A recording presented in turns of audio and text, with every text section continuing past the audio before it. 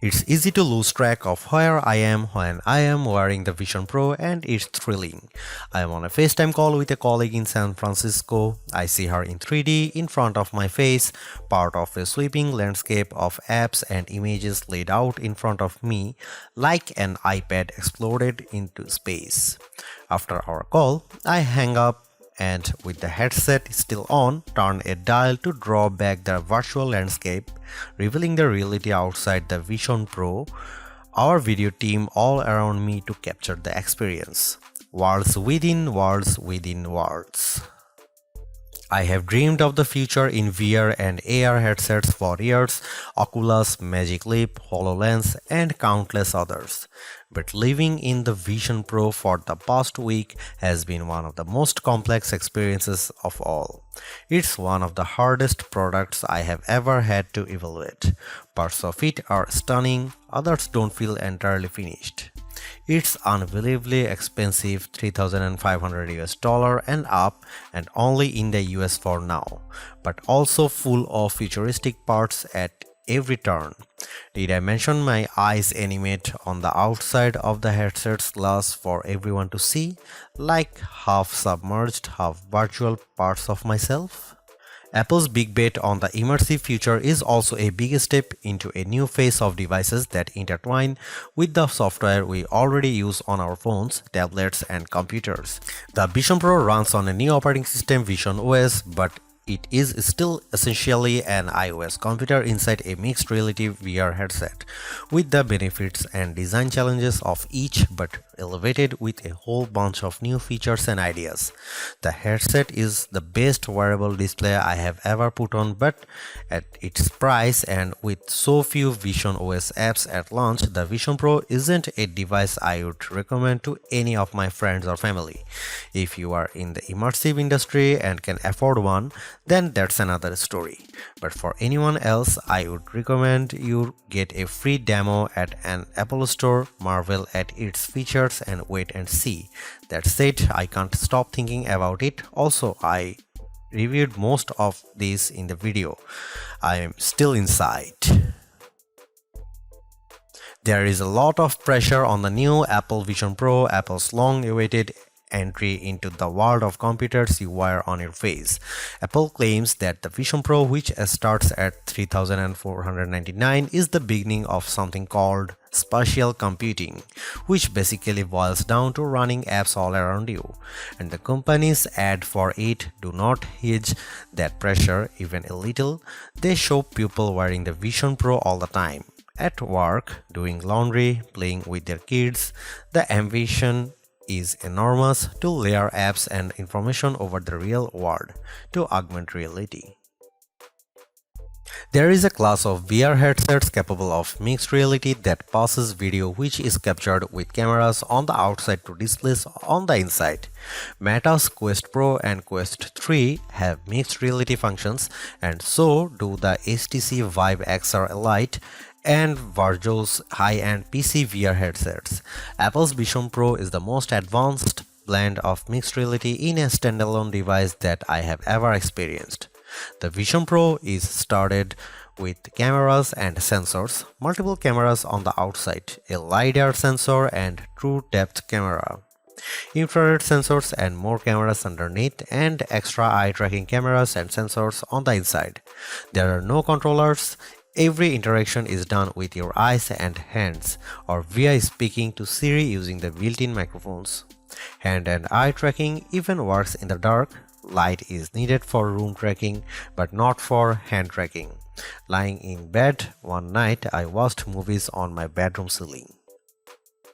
Although the Vision Pro has its own apps, it runs many iOS apps too. It's hooked into iCloud as well as Apple services like iTunes, Apple TV Plus, and Arcade. There's an M2 chip inside which equates to roughly the same processor in the 13-inch MacBook Air or the last iPad Pro models. The display quality and the finest interface make the Vision Pro feel like it's in a whole other class, though the dual 4K micro OLED displays, a technology that will make its way to other headsets in the future, are rich, vibrant, and way above what competing devices offer. Apple's hand and eye tracking is always on and often fantastic. Also, the Vision Pro requires no room setup at all. The depth mapping and spatial awareness happen invisibly, something I haven't seen before either. As my colleague said, the Vision Pro looks like an iPhone merged with a Meta Quest. The outer part of the Vision Pro, all the processing and outer displays, has the aluminum and glass contours of an iPhone, but the top buttons, including a large rotating digital crown and a flat clickable button for Apple Pay and camera capture, are like an Apple Watch. It feels dense and I want to protect it from damage. The headsets required light shield and cushions resemble the spacers on VR headsets like the Quest, but they attach far more easily, magnetically snapping on and off. The side arms of the Vision Pro are where the speakers live in bubble-like buds that protects down to a wearer ears like the Quest. The head straps snap on easily and are now removed via a little tug on orange fabric pull tabs.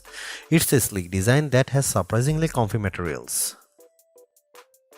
The Vision Pro's box is big, but the Vision Pro itself is pretty small, about the same size as a Meta Quest 3. It's heavy too, approximately 1.3 pounds, and that's not including the battery pack compared to the roughly 1.1 pound Quest 3. The box is filled with accessories like two head straps for different fits, an extra face cushions, a proprietary battery with a cable, a cushioned front cover cozy for the headset's glass front, a USB-C 30-watt charging adapter, a USB-C cable, an Apple polishing cloth, and an instruction manual. Apple doesn't usually do instruction manuals, but the booklet is a guide to attaching the battery, adjusting the fit, and operating the headset. It's a sign that setting up and navigating this special computer is a whole new universe and not always intuitive. Unlike many VR headsets, Apple's Vision Pro doesn't work with glasses at all. That's a trend I have seen coming for years and it's upsetting. Instead, Apple requires prescription lens inserts made by Zeiss that cost anywhere from $99 to $149. Meta and other headset manufacturers also have prescription insert options. I have been using a pair of lenses with the Quest 3 made by Zenni. But most other VR headsets also have spacers that allow the wearer to wear glasses too. The Meta Quest Pro, for instance, allows glasses. The Zeiss lenses come in a cardboard sleeve along with a QR code card for setup. Scan the code with the headset's cameras and the device optimizes the displays for the lenses. The lenses snap in magnetically and they are easy to pop on and off. There are parts of the Vision Pro that feels like any other Apple device and parts that decidedly do not. First, I needed to adjust my head straps. The pre-attached solo knit headband feels like a paddle ski Google head strap stretching around the back of my head and tightening with a knob on the side. It's comfy at last, but after half an hour the headset feels top heavy and pushes in on my cheeks a bit. It's fine for short sessions though. The other head strap is a dual loop band that looks like the headband on my CPAP machine and tightens on the back and over the top of my head with Velcro. The weight balance is better. This is better fit for long work sessions. The battery cable to the Vision Pro is odd. It's a locking, unique circular attachment that needs to be slotted in at an angle and then turned to lock in place. It is to prevent losing power when using Vision Pro, but it also means you can't use a regular USB-C cable to power up or charge the headsets unless you route it through the Vision Pro's large, heavy battery, which weighs about 0.75 pounds. I just put the battery beside me and sometimes tuck it in my pocket. The fabric-covered cord to the battery, which isn't removable, is long enough to tuck nearby, but not long enough to snake across a room. Like an iPad or Mac, you can bring your iPhone near to the Vision Pro to start setting it up and it copies your account over easily. Familiar opt-ins are offered: Apple Pay, location services, and sharing data with Apple. Others are less familiar. An eye tracking setup like a video game has you stare at a ring of colored dots and tap your fingers to click on each one. The headset has me stretch my hands out to scan them. Then there is Persona Setup, which scans your face into an uncanny avatar for FaceTime and also puts your eyes on the front of the headset. Welcome to the weirdness. But once that's done, a recognizable grid of apps appears. A lot of Vision OS feels familiar by design. Apple's iOS-based mixed reality OS is its unique software advantage versus any other VR or AR headset out there, and it immediately shows. Once my iCloud account is added, all my hundreds of thousands of emails are there. There are my photos, my notes, my documents, and my Safari bookmarks. An app grid pops up when you press the digital crown, similar to an Apple Watch, but opening apps brings up resizable windows like an iPad in multi-windowed stage manager mode. Apps can be placed anywhere, resized and dragged forward or back in space. That's also true for 3D apps. For the most part, I could widely layer 3D games, What the Golf, Cut the Rope 3, and puzzling places side by side while also watching sports. The apps overlap and ghost over each other, but each one only activates when you look at it and tap your fingers. It can get confusing, but the possibilities of simultaneous work are fascinating. Controls take getting used to. Any icon or button I look at is highlighted, grows in size of glows, and tapping my finger selects it. It's jarring at first but intuitive. Control Center, a pull-down menu on iPhones, is a hovering dot that floats above my field of view.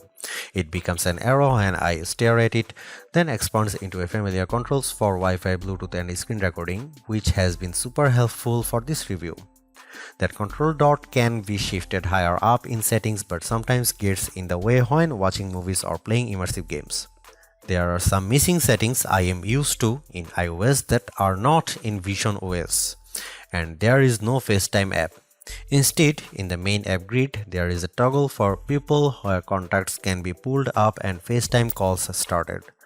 The Messages app lets me respond to people, including green bubbles. AirDrop is here and it works as easily as on iOS. So is the Files app, so I can upload things through a phone or iPad or Mac and pull them up there, or vice versa. It's really easy to hop back and forth between devices, or a lot easier than on something like a MetaQuest. Apple's mixed reality tricks on Vision Pro are ever present and a huge part of how the headset works. Much like the Quest 3, the headset uses its pass-through cameras to see the real world in 3D while layering virtual displays and apps on top. Apple does it by default too, from the very first launch screen with an app grid hovering in your room. Apple's pass-through camera are the best I have seen, with almost no distortion. There is a bit of blur and lag when I turn quickly from side to side, and the quality dips in low light, but it's good enough to see details in my room through. I can read my laptop screen, use my phone, check my Apple Watch, or even look at something on TV. Displays and apps float in space with subtle virtual shadowing appearing on my real floor, but virtual screens don't recognize real objects or people. They will just overlap. Virtual displays will block out real things, but Apple has included a clever trick for person recognition that makes anyone in eye view start to ghost through your virtual environment or even apps if you want. It's designed to help with presence and feels like a visual version of Apple's adaptive audio on AirPods that lets conversation in. Turning the large digital crown on top of the headset brings a virtual environment in like a curtain. It can be partial or full. When fully surrounded, you are basically in VR. The crown controls volume too. When you gaze at the volume icon, switching functions from whatever you were previously controlling like it's powered by mind control. There are several immersive environments you can work in, although I expected more.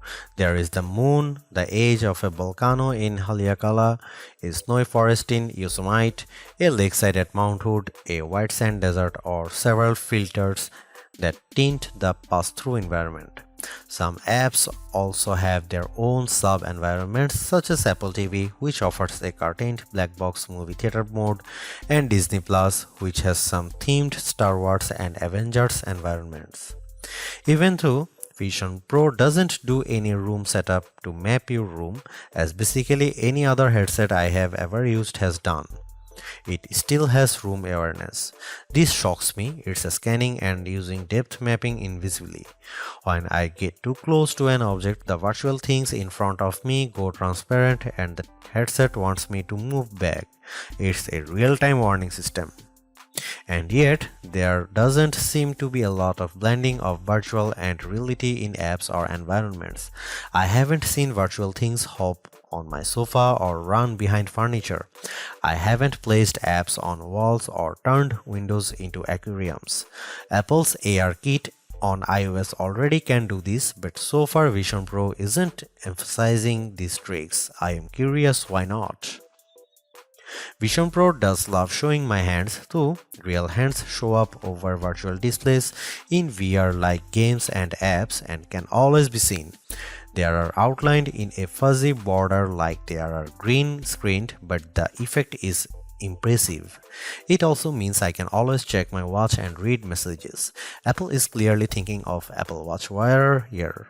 One thing that happens subtly and impressively is spatial audio. I watched the AFC Championship game on Paramount Plus on a window in Vision Pro as I reviewed this, and the sound is coming from the TV area like it's hanging there. Apple says audio is realistically echoed around a room based on the sensed dimension. All I know is it sounds natural and helps create the illusion I am looking through glasses at things in the real world. Is the isolation too perfect sometimes though? I watch movies with AirPods Pro buds in, tuning my living room into a movie theater. After a while, my son taps me on the shoulder and asks if I am asleep. I say of course not, but my wife says she doesn't like this, that I am so removed from everything. My son calls it a phone for my face. They have a point. My wife also says she is concerned about me getting lost in digital memories. Part of me thinks this is very real, and another part of me thinks this is an extension of what's already happened on our phones. While the Vision Pro creates presence by showing the real world through its pass-through cameras or even replicas of my eyes, it also allows me to close this off, even sealing my audio world completely with AirPods. I can be in my own world, inches from my own family. The very first thing I noticed about the Vision Pro in my first demo was how good the displays were. The 4K resolution per eye micro OLED display tech Apple uses is basically the Retina moment for VR and AR. It is vivid, richly colored, HDR, and just stunning. Not only is it good enough for movies, something Apple is touting constantly, but it's better than any TV in my house. There are limits though. Apple isn't specifically confirming the field of view, but it feels a bit smaller than the Meta Quest 3, like seeing an amazing monitor through a scuba mask. The headset's refresh rate is generally around 90Hz but can go up to 100Hz. Some VR headsets can do 120Hz, but the Vision Pro looks great for film and video and seems fine for games so far too. This type of super high-res display works through some cognitive magic. Apple uses forwarding rendering, which uses eye tracking to improve detail where you are looking while decreasing resolution in your periphery.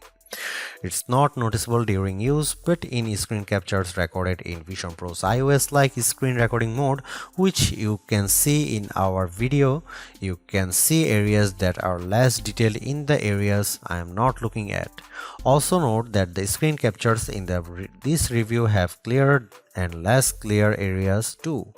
That doesn't show up at all in headset, where the experience looks incredibly vivid and crystal clear. Right now, the closest thing to a killer app the Vision Pro has its cinema level video playback. That's a hard sell for a $3,499 headset, but if you go for a demo and see it, you'll probably be just as stunned as I have been. Movies can float in your room like hovering TVs or be placed in a virtual cinema mode. Apple supports 3D films and a number of Apple TV purchases in my library have been up-converted for free. Dune, Ready Player One, Mad Max Fury Road and the recent Star Wars films. Disney Plus has a bunch of 3D films too. Avatar The Way of Water, a movie I wondered about seeing in a high-end 3D headset since I saw it in IMAX in 2022, looks lovely. It sometimes gives me chills. Apple's also working its own 180-degree immersive video format into Apple TV Plus with a series of shows and programming coming. A few episodes are already available, a 30-minute documentary series called Apple Immersive Adventure with the first episode about Faith Dickey, a highliner crossing fjords in Norway over a tightrope. There is also a 3-minute immersive episode of Prehistoric Planet full of beautiful CG dinos. Alicia Keys' rehearsal room is a video showing her during a recording session, and there is also an immersive nature film of rhinos. Apple's immersive video format feels like 3D IMAX, room filling and detailed. It's like an enhanced version of YouTube's 180-degree VR video format I tried years ago. Apple is promising sports and more in this format. It's exciting to imagine, but unclear what the rollout for future content is. The built-in speakers on the Vision Pro also sound great, good enough to you appreciate a film. The speaker buds are open, angling down to aim at your ears, similar to Meta's Quest headsets, and can be heard by others in the room. A more enclosed feels come if you sleep in AirPods, which auto-connect seamlessly. Apple recommends the USB-C AirPods Pro model for lossless audio and less lag, but technically any pair will work. There are plenty of video providers that are already on Vision Pro, including Peacock, Disney Plus, Paramount Plus, Movie, and the NBA. Netflix and the YouTube are noted no shows, but it's easy enough to play them in the Safari browser, similar to using a laptop. Only one video window plays at a time right now. If I have an NBA game on and then open Peacock to watch Mrs. Davis, the game pauses. It would be nice to keep multiple streams open to scan something with the audio off. Apple is also expecting the Vision Pro to be a place to see all your own life moments, reliving them like a scene out of Minority Report. I tried watching recorded spatial videos, which are 3D videos that I previously shot on an iPhone 15 Pro. I also played back 3D videos and photos recorded directly with Vision Pro, which has its own cameras. The Vision Pro needs relatively well-lit rooms to record video, unlike the iPhone, but can shoot photos anytime. The photo and video quality in 3D isn't as good as Apple's stunning 180-degree immersive video format, not even close. But when expanded to a fuzzy bordered viewing mode, it starts to feel like a replayed memory. I went back to the holidays, to the Museum of Natural History, to a hot pot dinner with a friend in San Francisco, to a snowball fight with my kid. I started to forget where I was and imagined I could just walk into the moment. I would never wear the Vision Pro to take photos and videos of my family, not unless I was already in headset and just wanted to capture a moment quickly that I saw. My kids find the idea as invasive as me shooting photos and videos on Meta's Ray-Ban glasses. But I definitely shoot on the iPhone, and it's great that the videos and photos are 2D viewable even if you don't have a Vision Pro. It's possible that they may be VR viewable on headsets like Quest more easily over time too. Again, panoramic photos wrap around and look like a window into another world. I have already discovered a ton of old panoramas I forgot about, and I am marveling at them. A trip to see the New York Jets play in Green Bay surrounds me like a scene from VR. Apple's immersive videos aren't volumetric, meaning you can't walk around them or lean into them.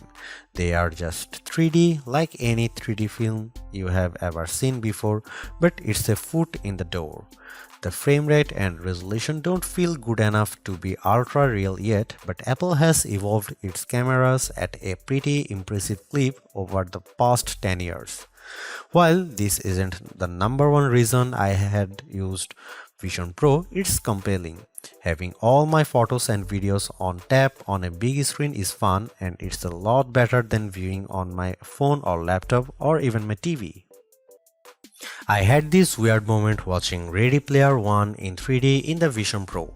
I got a little teary. I thought about dreams versus reality. It was a theme I visited when former editor and I reviewed the Oculus Rift back in 2016.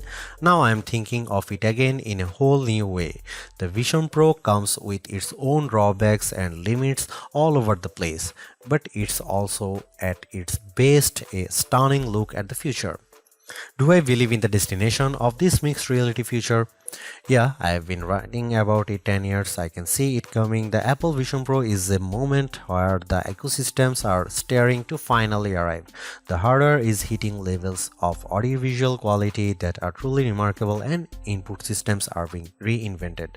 It's an exciting time, and the Vision Pro won't be the only product in the landscape. However, it will likely be the most influential since the Oculus Rift. That said, it's clearly not a device you need to get on board with now. The Mac debuted 40 years ago this month, a coincidence that Apple seems well aware of. The Mac was the birth of modern computing, but few people had the first Mac. Will the Vision Pro be the first step forward modern spatial computing in mixed reality as we know it from now on? Maybe. What really makes the Vision Pro seem futuristic isn't the display on the apps, it's the input. Eyes and hands. Other headsets have eye tracking and hand tracking, but none have the combination working as smoothly, subtly, and intuitively as the Vision Pro. But it is not the final version. Haptics is a missing piece. Being able to feel feedback like on a phone or watch or with game controllers. I want more precise controls in 3D space, something fully multifunctional. I am not sure hand tracking and eye tracking alone can do all of that. Apple already has a haptic response wristband called the Apple Watch, which is starting to get its own gestures with double tap. There is an obvious connection there, but Apple hasn't connected those dots yet. Maybe something neural could be next, like what Meta's exploring. And with players like Samsung and Google coming, as well as a race towards smaller glasses-like devices down the road, there will be a lot more changes to come. My favorite things to do on the Quest, games and fitness, aren't on the Vision Pro much. I will still use my laptop, phone and iPad as my main computers for now, but I imagine a future version of the Vision Pro as something that could swallow them all up someday. Not today, but I do feel right now that I want to dive back in. Thanks for watching. See you in the next one.